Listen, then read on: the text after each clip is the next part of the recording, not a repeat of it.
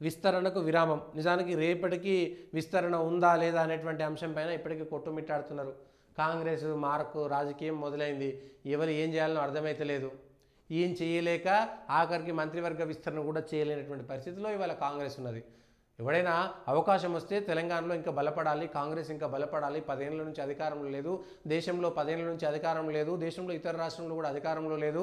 ఉన్న రాష్ట్రాల్లో గట్టిపడాలి, ఉన్న రాష్ట్రంలో ప్రజలను మెప్పించుకోవాలి, వరుసగా 2-3 సార్లు అధికారంలోకి రావాలనేటువంటి ఆశతో ఉంటుంది. కానీ కాంగ్రెస్ వాళ్ళు ఏందో వచ్చిన అధికారంలో ప్రభుత్వం ఫెయిల్ అవుతుంది, పార్టీ ఫెయిల్ అవుతుంది. ఎంతసేపటికి కేసీఆర్ని తిట్టుడు, మోడీని తిట్టుడు, కేసీఆర్ని తిట్టుడు, మోడీని తిట్టుడు.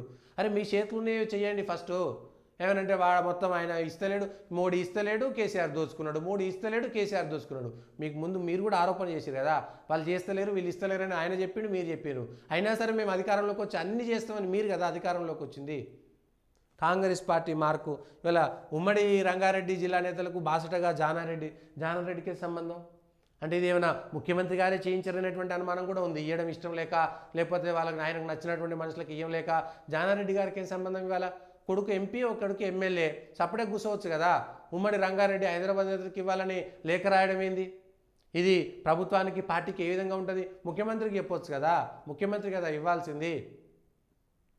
ఈయన మళ్ళీ పార్టీని కాదని, మళ్ళీ ఇక్కడ ప్రభుత్వాన్ని కాదని జానారెడ్డి గారు ప్రత్యేకంగా లేఖ రాసుకుంటారు, ఇంకొకరు ఇంకో లేఖ రాసుకుంటారు, రంగారెడ్డి జిల్లా నాయకులు ఇంకొకరు లేఖ రాసుకుంటారు, ఎవరిది వాళ్ళే రాసుకుంటారు. మరి ముఖ్యమంత్రికి విలువ లేదు, పిసిసి ప్రెసిడెంట్కి విలువ లేదు. ఇక్కడ ఎవరికి విలువ లేనట్టే కదా. పోనీ జాతీయ స్థాయి నాయకులు కాదు, కేంద్రంలో ఉన్నటువంటి వాళ్ళు కాదు, అక్కడ చెప్పేటువంటి వాళ్ళు కాదు, లేఖలు రాసుకుంటున్నారు. అంటే ఎవరు ఇక్కడ విలువ ఇయ్యరనేటువంటి విషయం కాంగ్రెస్ పార్టీది స్పష్టంగా అర్థమైపోతున్నది. కాంగ్రెస్ పార్టీకి స్పష్టంగా అర్థమైపోతున్నది.